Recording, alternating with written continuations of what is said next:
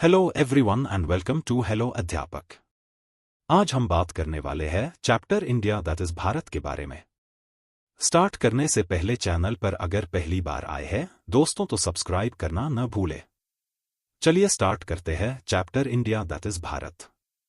आज जो भारत हम जानते हैं वह एक मॉडर्न नेशन है जिसकी बाउंड्री डेफिनेट हैं, स्टेट्स तय हैं और पॉपुलेशन का हमको पता है।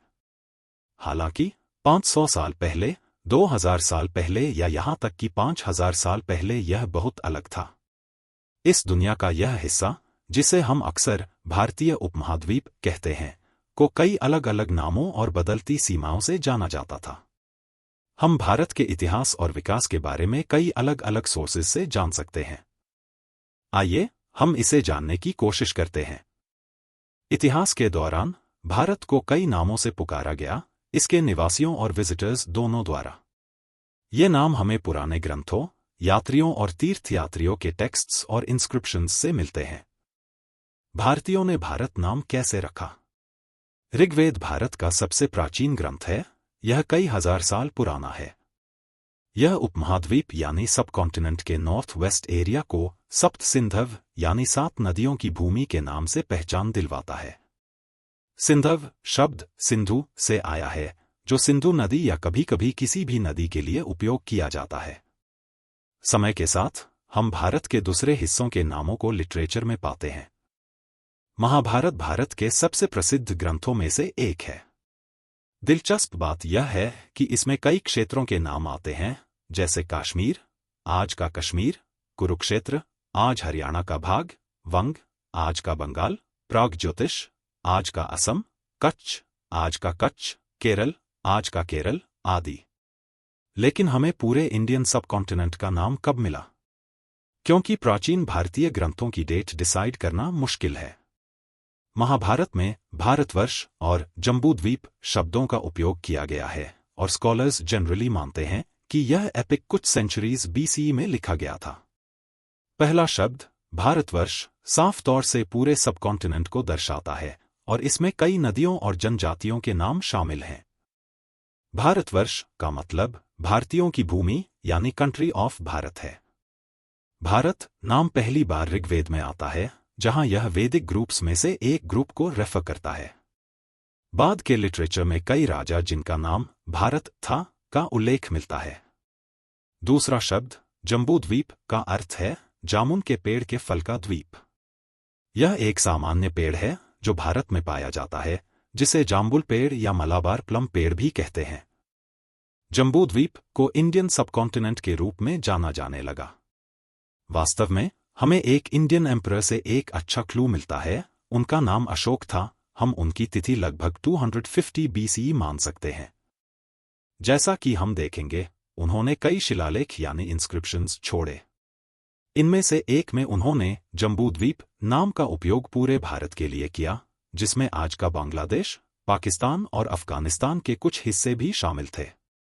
कुछ सेंचुरीज बाद भारत नाम इंडियन सबकॉन्टिनेंट के लिए सामान्य रूप से उपयोग होने लगा।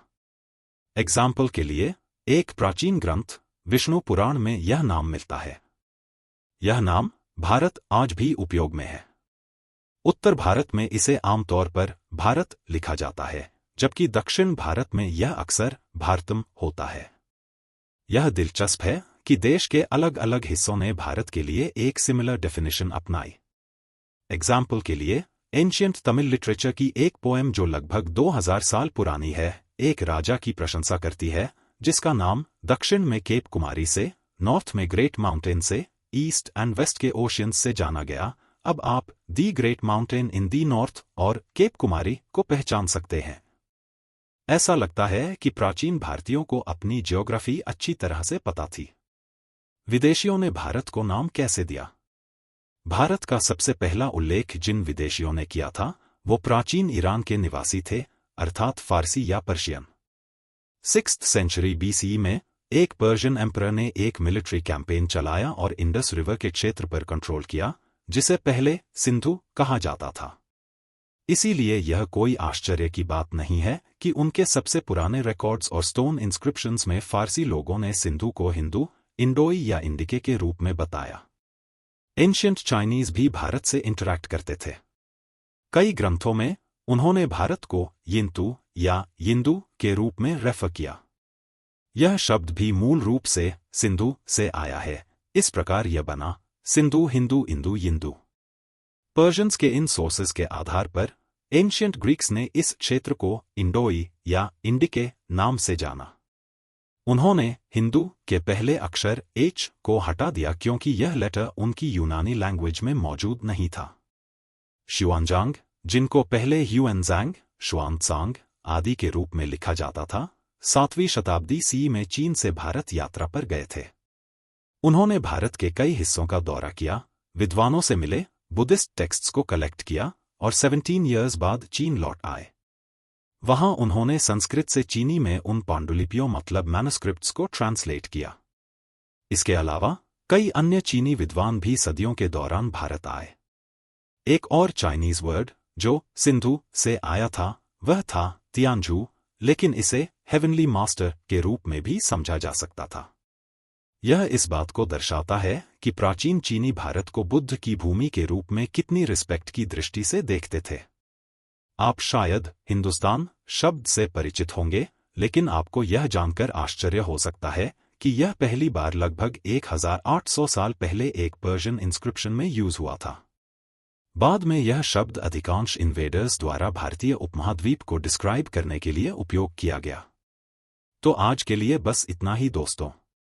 अभी इजाजत दीजिए, अगले वीडियो में फिर मिलेंगे किसी इंपॉर्टेंट टॉपिक के साथ। वीडियो अच्छा लगा हो तो दोस्तों के साथ शेयर जरूर कीजिए। चैनल पर पहली बार आए हैं तो सब्सक्राइब करके जाइए। धन्यवाद।